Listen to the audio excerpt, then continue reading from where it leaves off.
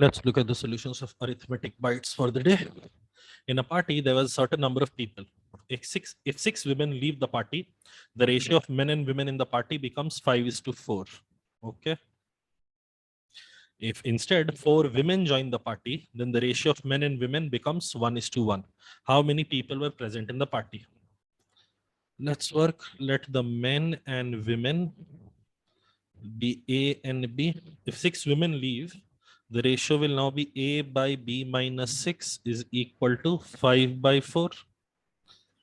Similarly, we have been told if instead 4 women join the party, the ratio of men and women becomes 1:1. Or A by B plus 4 is equal to 1. I need A plus B finally. My target is to get A plus B finally. I can definitely solve for B now. Divide the first equation by the second one. We get A and A cancelled. We get B plus 4 by B minus 6 is equal to 5/4. Or 5B minus 30 is equal to 4B. Sorry, 5B minus 30 is equal to 4B plus 16. Or B is equal to 46. If B is equal to 46, A by 50 is equal to 1 or A is equal to 50. A is 50, B is 46. We finally needed A plus B. Answer to the question is 96. Next one. A milkman adds 17 liters of water so that to a can of milk that has 68 liters of pure milk. At what price, rupees per liter, should the milkman sell the mixture so as to earn a profit of 33.33%? If he bought the pure milk at rupees 45 per liter and water is available free of cost. Now see, you can get into heavy maths, but what I want to get into is previously while buying, his quantity was 68, his cost was 45. Okay.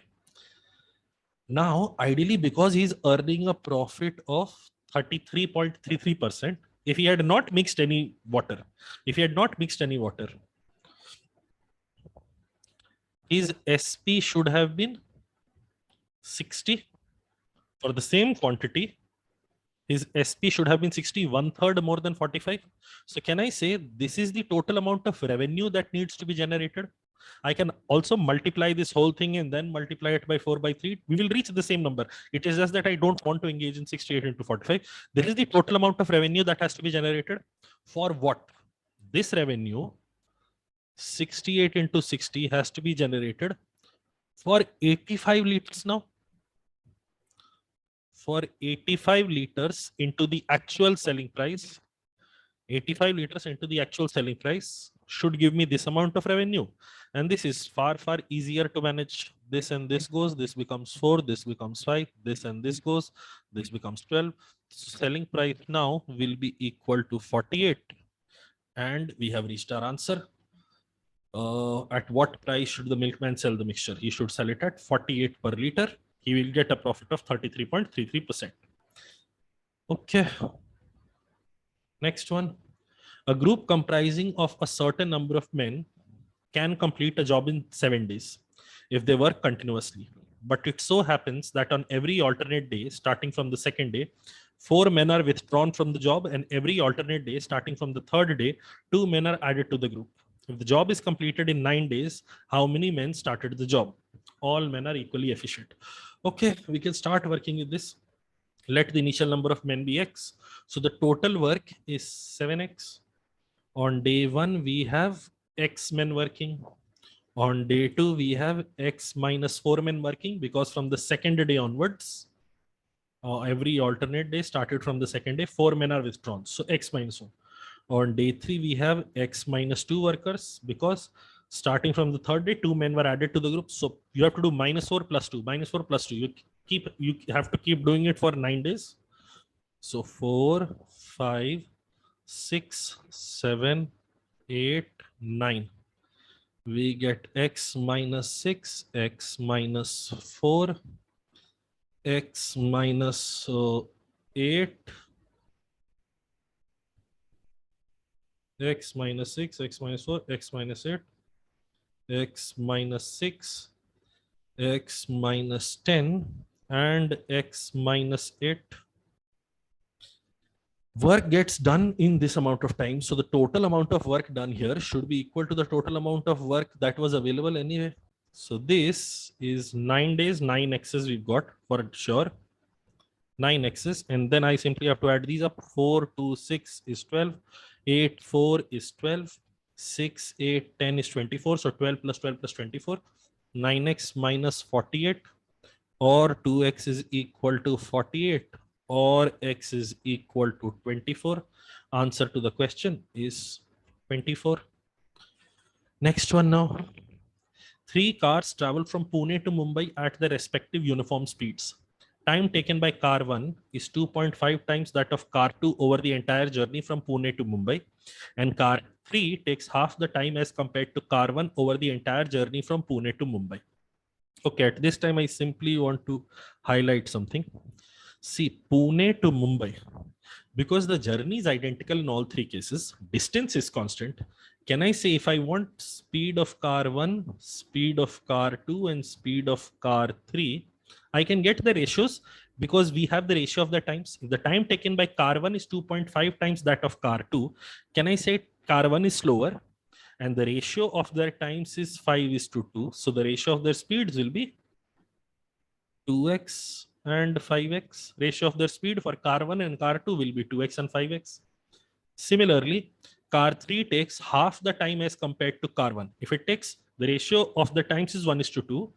The ratio of their, car 3 takes half the time as compared to car 1. So if the ratio of time of car 1 to car 3 is 1:2, the ratio of their speeds has to be 2:1. So this has to be 4x. We have speeds of each of these 3 cars in terms of x right now. If a driver covers 30% of the total distance by car 1 and 50% of the total distance by car 2 and remaining journey by car 3, his average speed for the entire journey turns out to be 40 km per hour. What will be the average speed if the entire journey between Pune and Mumbai is covered by car 3 only? Basically, what they're asking us to find out is speed of car 3. Because if the entire journey is covered by car 3 only, what is the point of asking for average speed? So now I'm taking this distance to be 100 kilometers. Why this is important is, now see, the initial 30% is covered by car 1. So 30 by 2x plus, then 50% is covered by car 2. 50 by 5x plus final 20 kilometers is left. 20 by 4x is equal to, the average speed is 40. This is the time taken with car 1. This is the time taken with car 2. This is the time taken with car 3. Total time taken will be 100 by 40. Because we know the total distance, we have also got the average speed mentioned. So now this becomes 15. This becomes 10. This becomes 5. Essentially, we have 30 by x is equal to 100 by 40. 15 plus 10 plus this. Yes, seems fine. Cancel, cancel, cancel, cancel. We get x is equal to 12. But remember, we are not worried about x. We are worried about 4x. We need speed of car 3, which will turn out to be 48. So the answer to the 4th question is option D. Last question now. A shopkeeper marks up the price of each notebook that he sells by 50%. He then sells the notebooks individually or in packs of 15. Further, he gives a discount of 16.66% on each pack of 15 notebooks that he sells. If a customer bought 2 such packs and another 8 notebooks individually for a total of rupees 792, what is the cost price of each notebook? Okay, so let's look at, he marks it up by 50%. No, so let's say if the CP was 2x, the new marked price is 3x. And in this case, because there is no discount, SP is also 3x. This is for individual books. But when they are given in packs of 15, CP, there are 15 notebooks in a pack. So CP will now be 30x. Marked price will now be 45x. And because there is a discount of 1/6, 16.66% is 1/6. I have to do 1/6 of this. This is not very convenient. Why this is not very convenient? Because 45 is not divisible by 6. So what I will do is I will double up every number. Instead of 2x, I will work with 4x. Instead of 3x, I will work with 6x. Instead of 3x, I will work with 6x. Instead of 30x, I will work with 60x.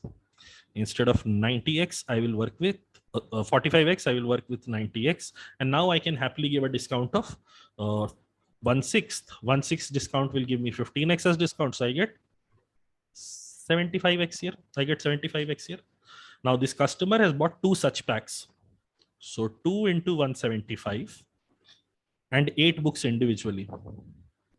And this, so I have got 2 into 75x plus 8 into 6x is equal to 792. So I get 150 plus 48. 198x is equal to 792, or x is equal to 4. What is the cost price of each notebook? X is equal to 4. Cost price of each notebook is 4x. So the answer to this question will be 16. That will be all for the arithmetic bites for today. Hopefully you learned something. Okay, bye.